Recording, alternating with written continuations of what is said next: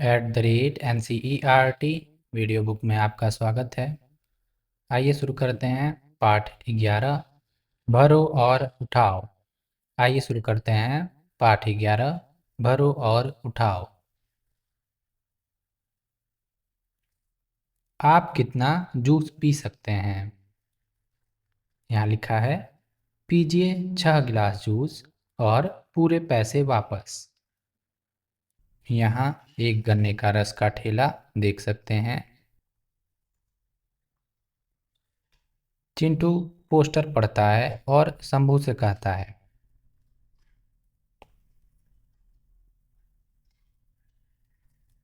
मैं इनमें से 6 छोटे गिलास पी सकता हूँ।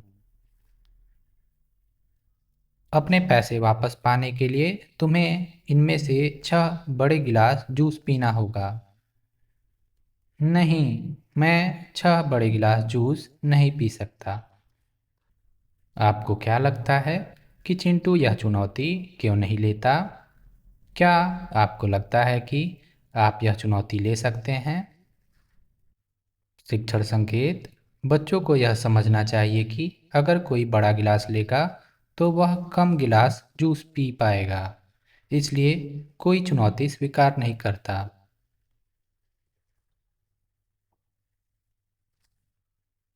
ध्यान रहे, चुनौती है पीजिए 6 गिलास जूस और पूरे पैसे वापस।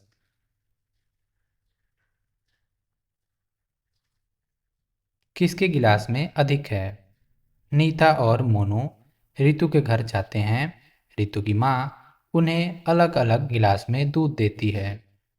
आपके अनुसार सबसे अधिक दूध किसे मिला? देख सकते हैं यहाँ नीता, मोनू और रितु को। रितु की माँ यहाँ खड़ी हैं।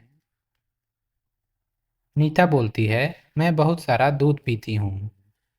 मोनू बोलता है, मैं तुमसे ज़्यादा दूध पीता हूँ। रितु बोलती है, मैं एक बड़े गिलास में दूध पीती हूँ। रितु की बड़ी बहन पता लगाती है कि सबसे अधिक दूध कौन पीता है। वह गिलास से दूध को 3 समान आकार के गिलासों में डालती है, कुछ ऐसे। रितु का गिलास, मोनू का गिलास, नीता का गिलास। देख सकते हैं रितु के गिलास से समान आकार का गिलास कुछ पूरा भर जाता है। मोनू के गिलास से कुछ आधा ही भर पाता है और नीता का गिलास से बहुत ही कम भर पाता है। आइए चर्चा करते हैं। 1. सबसे अधिक दूध किसने पिया? 2.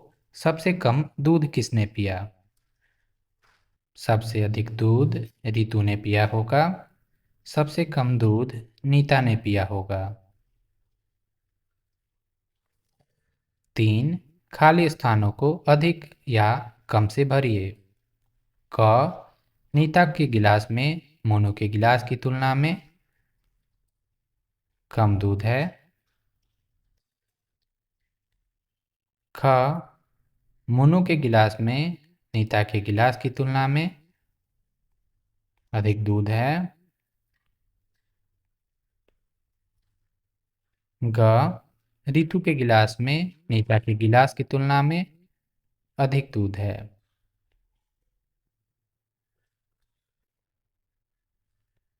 4. सही नाम पर निशान लगाइए। क. नीता, मोनू, रितु के गिलास में सबसे अधिक दूध है। रितु के गिलास में सबसे अधिक दूध है। ख.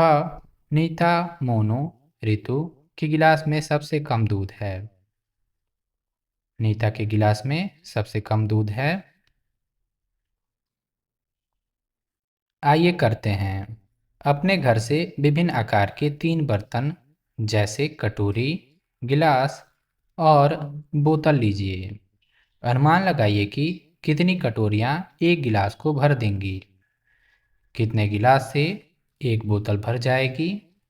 पहले अनुमान लगाइए और फिर यह जांचने के लिए कि आपका अनुमान सही है या नहीं, एक बर्तन से दूसरे बर्तन में पानी डालिए। बर्तन, कटोरियों की अनुमानित संख्या, कटोरियों की संख्या, गिलास, बोतल। आप इसे करके देखें। एक, खाली स्थान में सबसे अधिक या सबसे कम से भरिए। क, गिलास में रिक्त स्थान पानी आता है। ख, बोतल में रिक्त स्थान पानी आता है। माना कि आपने जब गिलास में कटोरियों से पानी भरा, आपका अनुमान 5 रहा और प्राप्त संख्या है 6, यानी असल में 6 कटोरियों से वह भरता है। इसी प्रकार बोतल को भरने के लिए आपका अनुमान 7 रहा और असल में कितनी कटोरियों से वह भर जाता है? 5। यह आप अपने गिलास और बोतल के लिए करके देखें।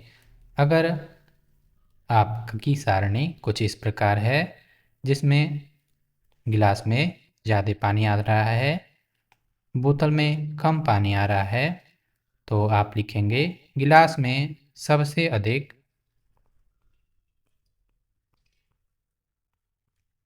पानी आता है। इसी प्रकार बोतल में सबसे कम पानी आता है। कुछ इस प्रकार भरेंगे। 2, आपके घर में उपयोग होने वाले उन बर्तनों के नाम बताइए जिनमें आपकी बोतल से अधिक पानी जमा हो सकता है। शिक्षण संकेत: बच्चों को अलग-अलग बर्तन मिल सकते हैं, लेकिन उन्हें उनकी क्षमता, धारिता के बारे में निष्कर्ष निकालने में सक्षम होना चाहिए।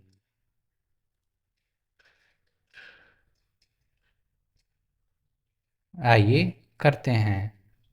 चित्र को ध्यान से देखिए और निम्नलिखित प्रश्नों के उत्तर दीजिए। देख सकते हैं यहाँ तरह-तरह के ठेले लगे हुए हैं। यहाँ लिखा है नींबू पानी। यहाँ तरह-तरह के बर्तन दिए गए हैं।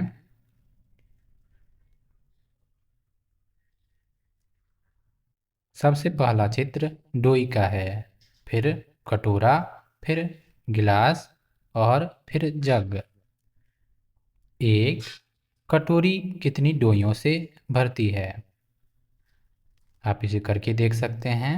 आपके घर में अगर डोई होगी तो आप डोई से कटोरों में पानी उड़े लेंगे और लिखेंगे कितने डोइयों से कटोरी भर जा रही है यहाँ। 2, जग से कितने गिलास भरे जा सकते हैं? यहाँ लिखेंगे 3, गिलास का आधा भाग भरने के लिए आप किसका प्रयोग करेंगे? अगर गिलास छोटा है और उससे भी छोटे कटोरे और डोइयाँ हैं, तो आप जग का प्रयोग गिलास को आधा भरने के लिए करेंगे। 4, नींबू पानी को गिलासों में बांटने के लिए आप इनमें से किसका प्रयोग करेंगे? क्यों? नींबू पानी को गिलास में बांटने के लिए आप जग का प्रयोग कर सकते हैं। अगर बहुत बड़ा कोई मटका हो तो उसमें से निकालने के लिए आप डोइयों का प्रयोग कर सकते हैं। 5, 3 जग नींबू पानी से कितने गिलास भरे जा सकते हैं? अगर एक जग से 5 गिलास भर जा रहा है तो 3 जग से 5, 5 और 5 यानी 15 गिलास भर जाएंगे। 6, 4 गिलास भरने के लिए कितनी डोइयों की आवश्यकता होगी? आप इसे करके देखें। 7, क्या आप डोई, कटोरी या गिलास का उपयोग करके यह पता लगा सकते हैं कि एक जग में कितना नींबू पानी आ सकता है? आप इसे भी करके देखें।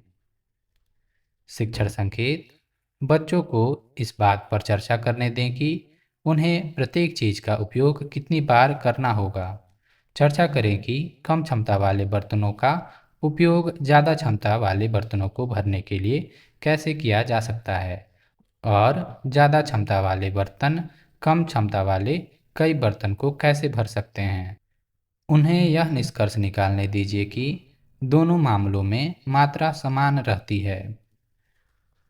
इसका अर्थ यह है, अगर आप एक जग से 5 गिलास को भर सकते हैं तो 5 गिलास पानी से एक जग को भी भरा जा सकता है। मापने वाली बोतल। यह व्यक्ति बोल रहे हैं, यह 1 लीटर दूध मापने वाला बर्तन है। कुछ ऐसे। नीता हर रोज दूध वाले को मापने वाले बर्तन का उपयोग करके दूध डालते हुए देखती है। आपको क्या लगता है कि दूध वाले दूध देने के लिए मापने वाले बर्तन का उपयोग क्यों करते हैं? अपने माता पिता, दादा दादी और अपनी कक्षा में चर्चा कीजिए। दूध की मात्रा सीमित है, इसी वजह से किस व्यक्ति को कितना दूध चाहिए उसके लिए मापने वाले बर्तन आते हैं। दूध वाले इसी का उपयोग करते हैं। यह बच्ची बोलती है, मेरे पास एक बोतल है जिसमें 1 लीटर पानी है। आइए हम 1 लीटर बोतल से यह पता लगाते हैं कि जग, गिलास, कटोरी और डोई में कितना पानी आता है। बच्ची कुछ ऐसे पानी भरकर जग में, गिलास में, कटोरी में, डोई में उड़ेल सकती है और यह पता लगा सकती है कि जग में, गिलास में, कटोरी में कितना पानी आएगा। नीता ने बोतल से जग में पानी डाला। यह जग 1 लीटर का है। पूरा पानी इसमें का ख़त्म हो गया और यह पूरा भर गया, यानी 1 लीटर का बोतल 1 लीटर के मग को पूरा भर देगा। यानी यह जग 1 लीटर का है। आइए चर्चा करते हैं। एक, नीचे दिए गए वाक्यों में उपयुक्त शब्द पर निशान लगाइए। क, गिलास में 1 लीटर से अधिक कम पानी आता है। तो गिलास जग से छोटा है, इस वजह से गिलास में 1 लीटर से कम पानी आएगा। ख, कटोरी में 1 लीटर से अधिक कम पानी आता है। कटोरी भी छोटा है, कम पानी आएगा। ग, जग में 1 लीटर से अधिक से कम के बराबर पानी आता है। अभी आपने देखा जग में 1 लीटर पानी आ रहा है, यानी जग में 1 लीटर के बराबर पानी आता है। शिक्षण संकेत। बच्चों को कक्षा में उपरोक्त गतिविधियां करने के लिए प्रोत्साहित करें। बच्चों के निष्कर्षों पर चर्चा करें। बच्चों को उनके द्वारा चुने गए बर्तनों के आधार पर अलग अलग उत्तर मिल सकते हैं। शिक्षक कुछ बर्तन ले सकते हैं और उनसे यह अनुमान लगाने के लिए कह सकते हैं कि इनमें से किस में 1 लीटर या 1 लीटर से अधिक या 1 लीटर से कम पानी आएगा। 2, घर पर ऐसे बर्तन ढूंढिए जिनकी क्षमता बिल्कुल 1 लीटर की हो। जांचने के लिए अपनी 1 लीटर की बोतल का उपयोग कीजिए। 3, उन बर्तनों की पहचान कीजिए जिनकी क्षमता 1 लीटर से अधिक या कम है। आइए सोचते हैं। चित्र को देखिए और उपयुक्त शब्द पर निशान लगाइए। क, इस मग में 1 लीटर आधा लीटर पानी आता है। ख, एक गिलास में 1 लीटर आधा लीटर 1/4 लीटर पानी आता है। अगर एक गिलास में 1/4 लीटर पानी आता है, यानी 1, 2, 3, 4 गिलास भर जाएंगे, क्योंकि 4 1/4 होता है 1। इसीलिए हम बोल सकते हैं, अगर 4 गिलासों से यह मग भरा जा रहा है तो इस मग में 1 लीटर पानी आएगा।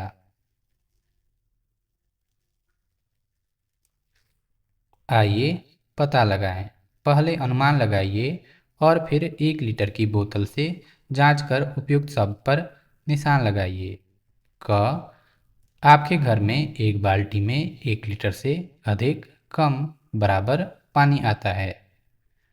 बाल्टी बड़ी होती है, इसी वजह से उसमें 1 लीटर से अधिक पानी आएगा। ख, आपके घर में एक मग में आधा लीटर से कम अधिक बराबर पानी आता है। आप इसे करके देखें। ग, एक गिलास में 1/4 लीटर से कम अधिक बराबर पानी आता है। आप इसे भी करके देखें। शिक्षण संकेत: कृपया मापने वाले बर्तन खरीदें जिनकी क्षमता 1 लीटर, आधा लीटर और 1/4 लीटर हो।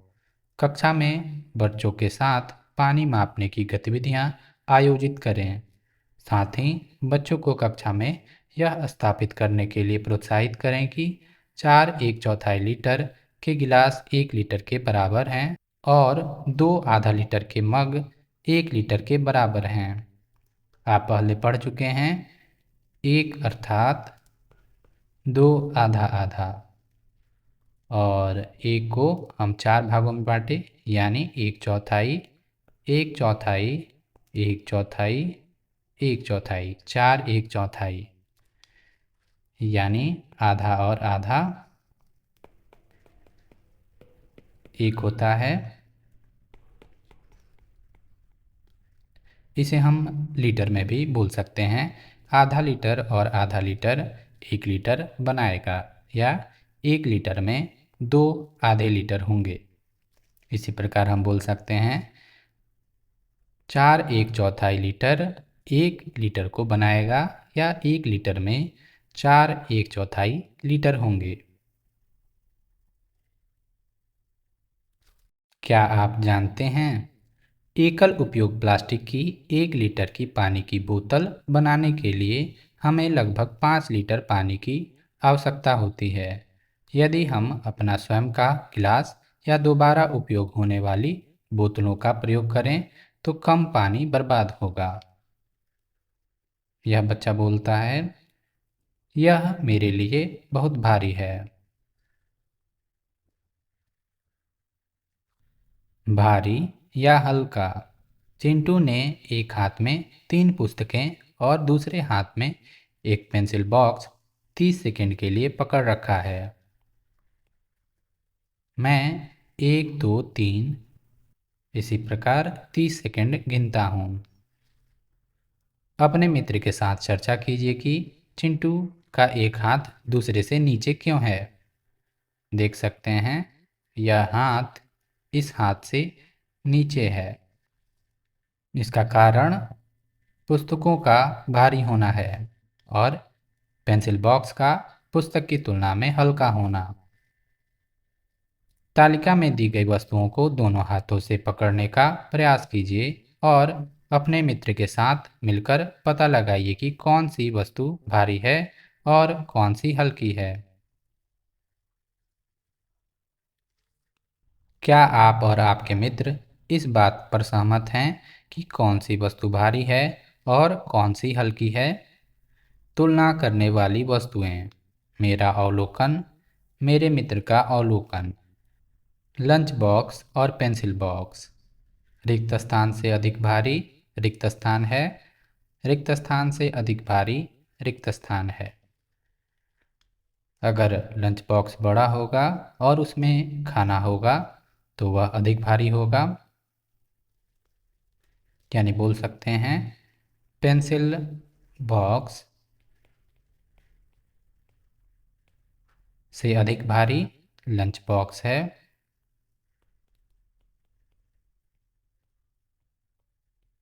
इसी तरह आप अपने मित्र का अवलोकन भी ले सकते हैं। आपका स्कूल बैग और लंच बैग।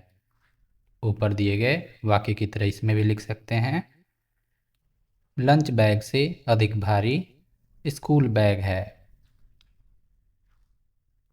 इसी प्रकार मित्र का अवलोकन यहाँ लिखा जा सकता है, सेब और तरबूज। आप इसे यहाँ लिखें और अपने मित्र का अवलोकन यहाँ। हवा से भरा गुब्बारा और एक बास्केटबॉल। इसी प्रकार इसे भी करें। शिक्षण संकेत। बच्चों को यह समझने की ज़रूरत है कि भारी वस्तुएं अपने वजन के कारण नीचे गिरती हैं। बच्चों को वजन तौलने का कुछ अनुभव देने के लिए शिक्षक तराजू ला सकते हैं या सब्जी विक्रेता को बुला सकते हैं। आइए करते हैं। एक, नीचे दी गई तालिका में वस्तुओं के नाम और उनका भार लिखिए। वस्तुएं: क पेंसिल। कितने सिक्के या रबड़ वस्तु को संतुलित करते हैं? आपको ऐसा तराजू लेना है, एक तरफ रखनी है पेंसिल और दूसरी तरफ आप सिक्के या रबड़ को रख सकते हैं। और पता लगाएंगे कि इस पेंसिल को संतुलित करने के लिए कितने सिक्कों या कितने रबड़ों की आवश्यकता है। आप रबड़ों को इधर रखेंगे और जब चीज़ें संतुलित हो जाएंगी तो यह ऊपर की डंडी कुछ ऐसी ही रहेगी, क्षैतिज। ख, पिंग पोंग गेंद। इसे भी करके देखें। इस पलड़े में आपको पिंग पोंग गेंद रखनी है, दूसरे पलड़े में आपको सिक्के या रबड़ रखनी है। इसी प्रकार आप कोई अन्य वस्तु ले सकते हैं, जैसे खाली पानी की बोतल। और यहाँ भी कोई वस्तु ले सकते हैं, आप इसे करके देखें। 2, आइए थोड़ी भारी वस्तुओं को मापने के लिए एक और बाट बनाएं। एक माचिस की डिब्बी में रेत भरिए और इसका उपयोग निम्नलिखित वस्तुओं को तौलने के लिए करिए। माचिस की डिब्बियों के अनुसार वजन का अनुमान लगाइए और फिर सत्यापित कीजिए। वस्तुओं को संतुलित करने के लिए आवश्यक माचिस की डिब्बियों की संख्या का आपका अनुमान। वस्तुओं को संतुलित करने के लिए उपयोग की जाने वाली माचिस की डिब्बियों की संख्या। पेंसिल बॉक्स, यानी आपको एक पलड़े में पेंसिल बॉक्स रखना है और दूसरे पलड़े में आपको रेत से भरा माचिस का डिब्बा रखना है। आप एक से अधिक माचिस की डिब्बियों का उपयोग कर सकते हैं। इसी प्रकार आप चम्मच को तौल सकते हैं। 4 कंचों को भी इसी प्रकार तौला जा सकता है। शिक्षण संकेत। एक साधारण खिलौना तराजू लें और सिक्कों या रबड़ जैसे आसानी से उपलब्ध बाट का उपयोग करें। आइए करते हैं वजन का खेल। इस गतिविधि को समूह में कीजिए। अपने समूह में से एक ऐसा बस्ता ढूंढिए जो आपके बस्ते से भारी हो और एक ऐसा जो आपके बस्ते से हल्का हो। चर्चा कीजिए। 1, आपका बस्ता भारी या हल्का क्यों है? 2, यह देखने के लिए किताबों की संख्या गिनिए कि बस्ते में किताबों की संख्या में कोई अंतर है या नहीं। 3, क्या आप एक किताब को निकालकर लगभग समान वजन के 2 बस्ते बना सकते हैं? चर्चा कीजिए। 1 किलोग्राम कितना होता है? अपने माता पिता की मदद से अपने घर में ऐसी वस्तुएं ढूंढिए जिन पर 1 किलोग्राम लिखा हो। इसे अपने हाथ से महसूस कीजिए और अनुमान लगाइए कि 1 किलोग्राम की अन्य कौन सी वस्तुएं हो सकती हैं। वस्तु के लेबल की जांच करके या अपने माता पिता से पूछकर पता कीजिए। जैसे यहाँ लिखा है 1 किलोग्राम और लिखा है चावल, यानी चावल का एक पैकेट 1 किलोग्राम का हो सकता है। इसी प्रकार नमक, दाल, बेसन, चीनी इत्यादि 1 किलोग्राम के पैकेट हो सकते हैं। 4, उन वस्तुओं के नाम लिखिए जिनका वजन 1 किलोग्राम है। आप तौलने के लिए 1 किलोग्राम के नमक के पैकेट या आसानी से उपलब्ध किसी अन्य पैकेट का प्रयोग कर सकते हैं। अब तराजू पे आपको दूसरी वस्तुएं रखनी है, इधर इस पलड़े में और इस पलड़े में आपको रखना है 1 किलोग्राम के पैकेट।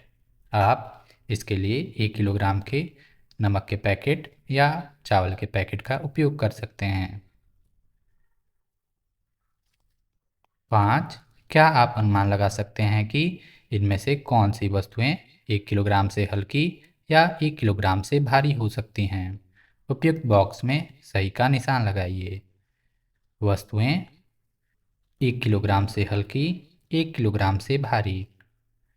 कलम 1 किलोग्राम से हल्की। टेबल या मेज 1 किलोग्राम से भारी। पानी से भरा बोतल 1 किलोग्राम से हल्का। लंच बॉक्स खाने से भरा हुआ 1 किलोग्राम से भारी। गुब्बारा 1 किलोग्राम से हल्का। पेंसिल बॉक्स 1 किलोग्राम से हल्का। तकिया अगर बड़ा होगा तो 1 किलोग्राम से भारी। आप इसे करके देख सकते हैं। यह उत्तर किन्हीं किन्हीं वस्तुओं पर सही होगा। आप इसे करके देखें। का तराजू को देखिए और सही शब्द पर निशान लगाइए। क प्रत्येक दाल के पैकेट का वजन आधा किलोग्राम या 1 किलोग्राम है। देख सकते हैं 1 किलोग्राम नमक के पैकेट को 2 दाल के पैकेट संतुलित कर रहे हैं, यानी प्रत्येक दाल के पैकेट का वजन आधा किलोग्राम होगा। ख प्रत्येक चाय के पैकेट का वजन आधा किलोग्राम, 1/4 किलोग्राम या 1 किलोग्राम है। देख सकते हैं एक नमक के पैकेट को 4 चाय के पैकेट संतुलित कर रहे हैं, यानी एक चाय का पैकेट 1/4 किलोग्राम है। आइए पता लगाएं। अपने घर के चारों ओर देखिए और उन वस्तुओं की पहचान करिए जो लगभग आधा किलोग्राम और 1/4 किलोग्राम है। उन वस्तुओं को अपने हाथ से महसूस कीजिए और अंदाज़ा लगाइए कि आधा किलोग्राम या 1/4 किलोग्राम की और कौन सी वस्तुएं हैं। उन वस्तुओं की सूची बनाइए जो लगभग चौथाई किलोग्राम और आधा किलोग्राम की हैं। 1 किलोग्राम नमक के पैकेट से सत्यापित कीजिए। शिक्षण संकेत। कक्षा में बच्चों के साथ चर्चा करें कि बच्चे अपना अनुमान कैसे लगा रहे हैं। बच्चों को तराजू और 1 किलो नमक के पैकेट का उपयोग करके 1 किलो, आधा किलो और 1/4 किलो के बीच संबंधों को खोजने, चर्चा करने के लिए प्रोत्साहित करें। गेंदों का खेल। 1. मोंटू ने अपने दोस्तों से एक पहेली पूछी। 3 गेंदें आकार में एक जैसी दिखती हैं। उनमें से एक भारी है और 2 गेंदें वजन में बराबर हैं। आपके पास केवल एक तराजू है और कोई बाट नहीं है। 3 गेंदों और तराजू का उपयोग करके क्या आप पहचान सकते हैं कि भारी गेंद कौन सी है? इसके लिए आप एक पलड़े में एक गेंद और दूसरे पलड़े में दूसरी गेंद रखेंगे। एक गेंद बच जाएगी। अगर पलड़ा संतुलित है, यानी दोनों गेंद जो वजन में बराबर हैं उन्हें लिया गया है और जो बची हुई गेंद है वह भारी है। अगर पलड़ा झुक जाता है तो झुके की तरफ भारी गेंद होगी और जो गेंद ऊपर हुए पलड़े पर है और जिसे नहीं लिया गया है उन दोनों का वजन बराबर होगा। यानी आप इसे एक बार में ही पता लगा सकते हैं कि कौन सी गेंद भारी है और कौन सी 2 गेंदें वजन में बराबर हैं। क आपको कितना बार वजन करना होगा? एक बार। ख केवल एक बार तराजू का उपयोग करके बताइए कि भारी गेंद कौन सी है। हम इस पर चर्चा कर चुके हैं। 2 लाल, नारंगी और हरे रंग की 3 समान आकार की गेंदें हैं जिनका वजन अलग-अलग है। आप यह कैसे पता लगाएंगे कि कौन सी सबसे भारी है और कौन सी सबसे हल्की है? आप इसके लिए तराजू का उपयोग कर सकते हैं, लेकिन बाट का उपयोग नहीं कर सकते। यहाँ 3 गेंदें हैं और आपको पता लगाना है कौन सी गेंद भारी है, कौन सी हल्की। और आपको ध्यान देना है इन तीनों का वजन अलग-अलग है। आप इसे करके देखें। इसी प्रकार के वीडियोज़ के लिए आप NCERT वीडियो बुक को सब्सक्राइब कर सकते हैं। धन्यवाद।